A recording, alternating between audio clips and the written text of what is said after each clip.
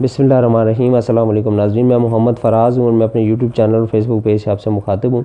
नाज़रीन, आज की इस वीडियो में हम 3 टॉपिक्स के ऊपर बात करेंगे। पहला हमारा टॉपिक जो होगा कि पाकिस्तान की जो इकॉनमी की सूरत हाल है वो किस कदर गंभीर हो चुकी है और इसके क्या कॉन्सिक्वेंसेस आने वाले चंद हफ्तों या महीनों में हमें जो है देखने को मिल सकते हैं। और इसके अलावा हमारा दूसरा टॉपिक ये होगा कि सदर मुमलिकत किस हद तक असरअंदाज हो सकते हैं, जो आर्मी चीफ़ की तैनाती का मामला है उसके ऊपर किस हद तक वो असरअंदाज हो सकते हैं। और तीसरे नंबर में बात करेंगे कि रशिया और जो यूक्रेन की वार है उसके अंदर क्या मोड़ आने वाला है और रशिया का पलड़ा भारी होगा या अमेरिका का पलड़ा भारी होगा, इसके ऊपर भी आपके सामने कुछ तफसीलात रखूँगा। आगे बढ़ने से पहले आप तमाम अहबाब से गुजारिश करना चाहूँगा कि चैनल को लाजमी सब्सक्राइब कीजिएगा, वीडियो को लाइक कीजिएगा, शेयर कीजिएगा, कमेंट सेक्शन में अपनी राय से ज़रूर मुस्तफ़ीद कीजिएगा और अगर वीडियो पसंद आए तो शेयर भी कीजिएगा।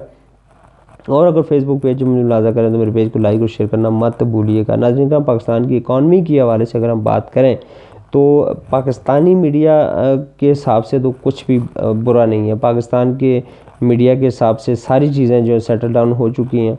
पाकिस्तान के अंदर पानी बिजली का मसला हल हो चुका है, पाकिस्तान के अंदर एजुकेशन का हेल्थ का मसला हल हो चुका है, पाकिस्तान के अंदर गरीब आवाम को जो है उनके घरों तक हर किस्म का फैसिलिटीज़ जो है वो हुकूमत पहुँचा रही है। किसी की जॉब नहीं है तो उनको वज़ाइफ भी दिए जा रहे हैं। ये सारा कुछ हो रहा है पाकिस्तान के अंदर, ये मुमलिकत खुदादाद पाकिस्तान में हो रहा है। लेकिन ये हो कैसे रहा है? ये हो रहा है मीडिया को लिफाफे बांट कर, ये हो रहा है मीडिया को जो है वो साफ़ियों को, चंद जो टके के साफ़ी हैं उनको लिफाफे देकर ये सारी चीज़ें करवाई जा रही हैं, हालांकि हकीकत में ऐसा कुछ नहीं है। अच्छा, पाकिस्तानी मीडिया के मुताबिक इस वक्त जो सबसे बड़ा मसला पाकिस्तान का रह गया ना वो सिर्फ है इमरान खान साहब की घड़ी, जो तोशा खाना से उन्होंने कानूनी तौर पर उसके पैसे देकर ख़रीदी और आगे बेच दी। वो एक बड़ा मसला है। जिस दिन वो रिज़ॉल्व हो जाएगा तो पाकिस्तान जो एशियन टाइगर बन जाएगा बकौल पाकिस्तानी मीडिया के। लेकिन जो असल सूरत हाल है वो उससे जो है बड़ी गंभीर है। आपका जो मुल्क है वो डेली बेसिस पर उसकी जो डिफ़ॉल्ट होने के चांसेस हैं उनमें इजाफा होता जा रहा है। अभी 2 दिन पहले 64.5% पे थे और आज कुछ इंडिपेंडेंट मीडिया जो कि हमारा पाकिस्तानी मीडिया नहीं है उनके मुताबिक ये आलमोस्ट 80% को टच कर रहा है कि पाकिस्तान की 80% जो हैं वो डिफ़ॉल्ट करने के चांसेस जो हैं वो अब बढ़ चुके हैं। 80% चांसेस पाकिस्तान के हो चुके हैं। आपको IMF की किस्त फरवरी से पहले नहीं मिल सकती। फरवरी से पहले आपको IMF से कुछ मिलने वाला नहीं है।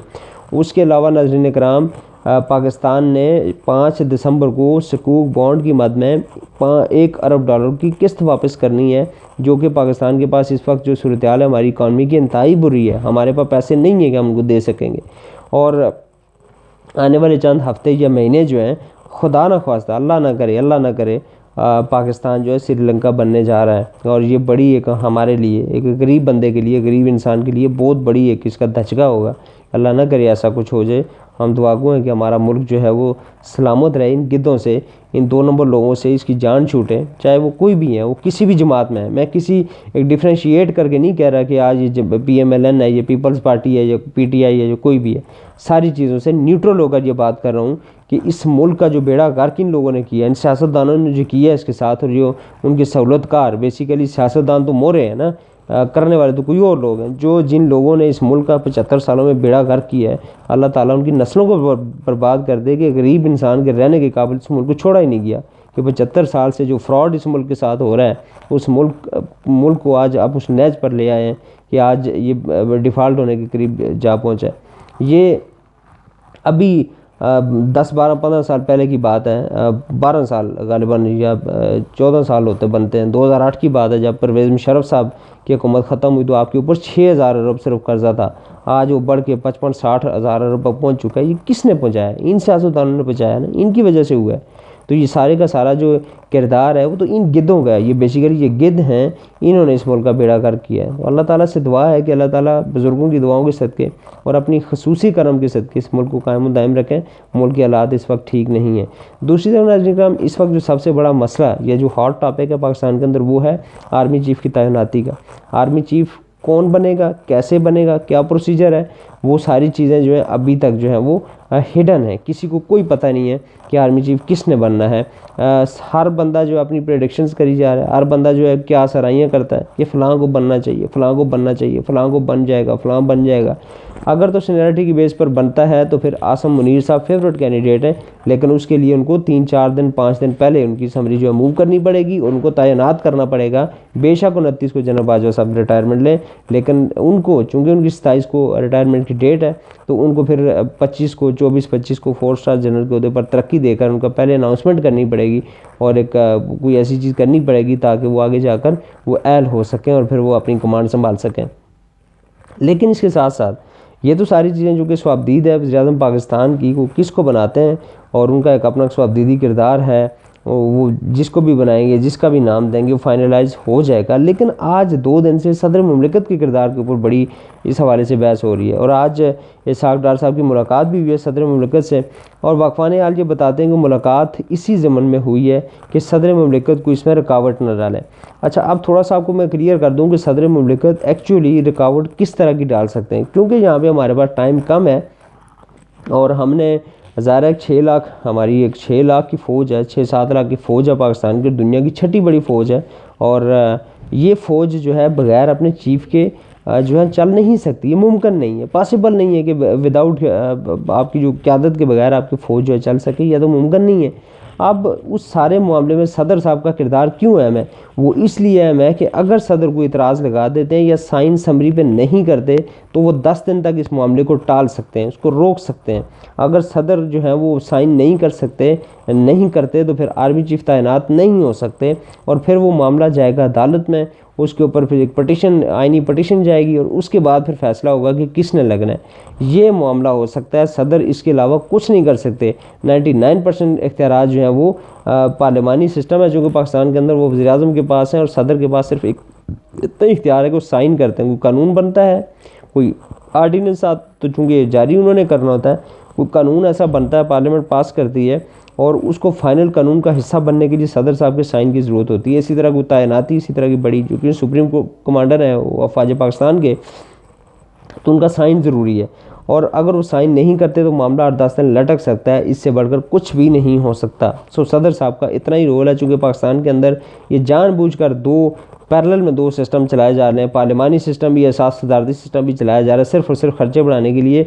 इसके अलावा इसका कोई मकसद नहीं बनता और ना ही मेरे ख्याल में इतना सारा इस जैसे हमारे जैसे मुल्क के ऊपर इस तरह का जो अज़ाब है ये नहीं होना चाहिए कि जहाँ मुल्क की इकानमी की सूरत हाल इंतहाई डामाडोल है, गरीब आदमी जो है 2 वक्त की रोटी का तरस रहा है, लेकिन आपने 2 पैरेलल में 2 सिस्टम चलाए हुए हैं, सिर्फ खाने पीने का सिस्टम एक बनाया हुआ है कि सदर साहब बैठे हुए पूरे साल में काम क्या होता है, जाके 23 मार्च की परेड में शिरकत करनी है, कोई मामला छोटा मोटा हो गया उसके ऊपर तशवीश का इज़हार करना है और इसके अलावा कोई काम नहीं है। तो ये एक मुल्क के साथ जाती है। दूसरी तरफ नाज़रीन किराम, आज इसहाक डार साहब की जो मुलाकात हुई है और उस मुलाकात के अंदर ऑब्वियसली ये चीज़ें डिस्कस करने के लिए गए होंगे, क्योंकि 2-4 दिन पहले आपको याद होगा कि नवाज़ शरीफ साहब ने अपनी पार्टी को डायरेक्शन दी थी बरतानिया से कि आपने पीटीआई के साथ किसी किस्म का कोई तावन नहीं करना, उनको फेस सेविंग नहीं देनी और इलेक्शन अपनी मुकर्ररा मुद्दत पर यानी कि अगले साल सितंबर-अक्टूबर में होंगे। ये नवाज़ शरीफ साहब ने कही थी ये बात, लेकिन ये बड़ी बातें नहीं करनी चाहिए।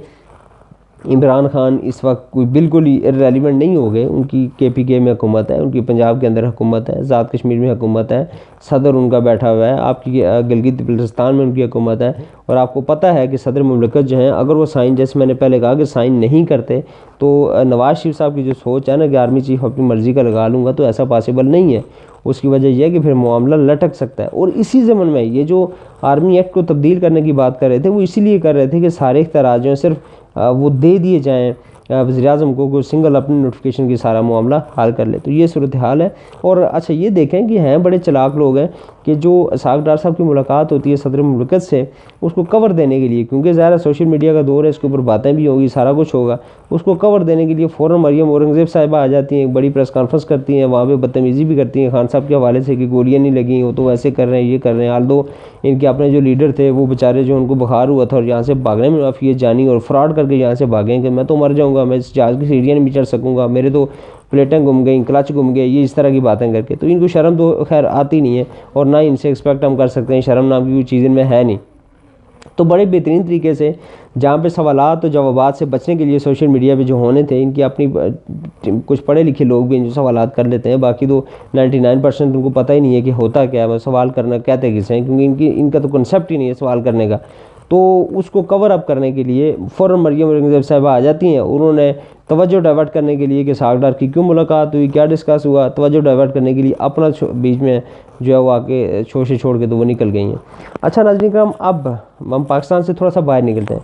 आपको याद होगा कि फरवरी में पाकिस्तान के वज़ीर-ए-आज़म, उस वक्त के वज़ीर-ए-आज़म जनाब इमरान खान साहब ने रशिया का दौरा किया था और उसके बाद बहुत सारे मामलात बिगड़े और अमेरिका ने जो है वो पाकिस्तान को कहा कि अब सलामती कौंसिल में हम जो रशिया के ख़िलाफ़ करारदाद पेश कर रहे हैं उसके ऊपर हमारा साथ दें। पाकिस्तान ने अवॉइड किया, पाकिस्तान उसमें शामिल नहीं हुआ और फिर उसके बाद कॉन्सिक्वेंसेस आपके सामने हैं कि वज़ीर-ए-आज़म इमरान खान साहब की हुकूमत को एक साजिश के तहत जो है वो उतार दिया गया और लोकल जो हमारे हैंडलर्स थे यहाँ पे, हमारे सियासतदान या जो कोई भी थे, उनके ज़रिए इमरान खान की हुकूमत का ख़ात्मा कर दिया गया। ये अमेरिका ने इसलिए किया था कि अमेरिका का एक बगल बच्चा आप कह लें, या अमेरिका का लेपालिक कि यूक्रेन जिसको वो सपोर्ट कर रहा था, और सपोर्ट किस लिए कर रहा था कि अमेरिका यूक्रेन में बैठकर रशिया के ऊपर आकर जो है वो अटैक कर सके, बाद में उनकी उसके ऊपर नज़र रख सके। अब रशिया ने खतरे को भांप लिया था और रशिया ने फिर यूक्रेन को मज़ा सिखाने का फैसला किया और रशिया ने यूक्रेन के ऊपर हमला कर दिया।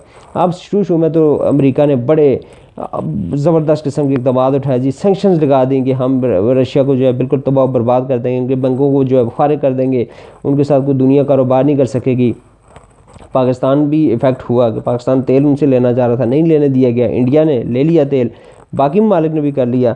तो रशिया तो कोई फ़र्क नहीं पड़ा। रशिया ने बदले में क्या किया कि उसने पूरे यूरोप की, चूँकि जर्मनी सबसे ज़्यादा जो है वो इम्पोर्टर था, जो गैस जो लेता है, वो रशिया सबसे ज़्यादा गैस देता था जर्मनी को, यूरोप को गैस रशिया से जाती थी। तो रशिया ने थोड़ा सा फिर स्क्रू टाइट करने शुरू किए और गैस बंद कर दी वहाँ पे। और यूरोप की इस वक्त सूरत हाल, चूँकि वहाँ पे सर्दी है शदीद किस्म की, तो इस वक्त सूरत हाल ये है कि वहाँ पे अपनी हुकूमतों के ख़िलाफ़ एहतजाज शुरू हो चुका है और लोग जो हैं वो कह रहे हैं कि रशिया के साथ मामलात आप ठीक करें भाई, ये आपने क्या कर दिया, हमें जो आपने घुटनों के बल बैठा दिए। तो इस वक्त की जो ताज़ा तरीन खबर है वो ये है कि सारे मामलात को पीछे रखते हुए अमेरिका इस बात पर मजबूर हो चुका है कि उसने अपने बैंकों को कहा है। आपको याद होगा कि फरवरी में जब ये जंग शुरू हुई थी तो अमेरिका ने अपने बैंक्स के से कहा था कि स्विफ्ट सिस्टम आप जो है वो इस्तेमाल नहीं कर सकते, रशिया के साथ तजारत के लिए कोई भी मुल्क जो है स्विफ्ट सिस्टम को इस्तेमाल नहीं कर सकता। लेकिन अभी ताज़ा तरीन खबर यह है कि अमेरिका ने अपने बैंकों से कह दिया है कि रशिया के साथ मामलात को नॉर्मलाइज़ करने की कोशिश करें और कुछ थोड़ी बहुत जो तजारत है, ये जो लेन देन है रशियन बैंकों के साथ, वो आप उसको शुरू करें दोबारा। तो नाज़रीन करम, ये रशिया के हवाले से और यूक्रेन की जो जंग थी उस हवाले से अपडेट ये है कि अमेरिका अब घुटनों के बल खुद आ चुका है और उसकी कोशिश ये है कि रशिया के साथ मुज़ाकरात के ज़रिए जो है मामलात को हल किया जाए। उसने ज़ोर दिया है यूक्रेन के ऊपर भी कि आप मिलकर, रशिया और यूक्रेन मिलकर मुज़ाकरात के ज़रिए अपने तस्फियात जो है वो हल करने की कोशिश करें। हाल तो यूक्रेन के सदर ने 2 शराइत रख दी हैं कि जो इलाके रशिया ने फ़तह किए हैं उनको रशिया वापस करे और दूसरा अपनी जो नुकसानात हुए हमारे वो उनका अजाला करे और पूरे करे। आल्दो ये रशिया ने दोनों शर्तें नहीं मानी, लेकिन रशिया ये प्लान कर रहा है कि अब जो है वो हम इस पे कब्ज़ा मज़ीद बढ़ाएंगे और इनके इलाकों पे ज़्यादा से ज़्यादा कब्ज़ा करेंगे, अपनी टेरिटरी में शामिल करेंगे। ये प्लान है रशिया का। आने वाले दिनों में क्या होता है, जो भी अपडेट्स होंगी इंशाल्लाह आपके सामने रखेंगे, लेकिन फ़िल वक्त यही है कि अमेरिका ने रशिया और यूक्रेन पर ज़ोर दिया कि मुज़ाकरात के ज़रिए अपने मामलात को हल करें। अल्लाह ताला पाकिस्तान का हामी नासिर हो, पाकिस्तान की इकानमी की सूरत जल्द अज जल्द बेहतर हो, पाकिस्तान के सियासी निज़ाम में जल्द बेहतरी आए। अस्सलामु अलैकुम।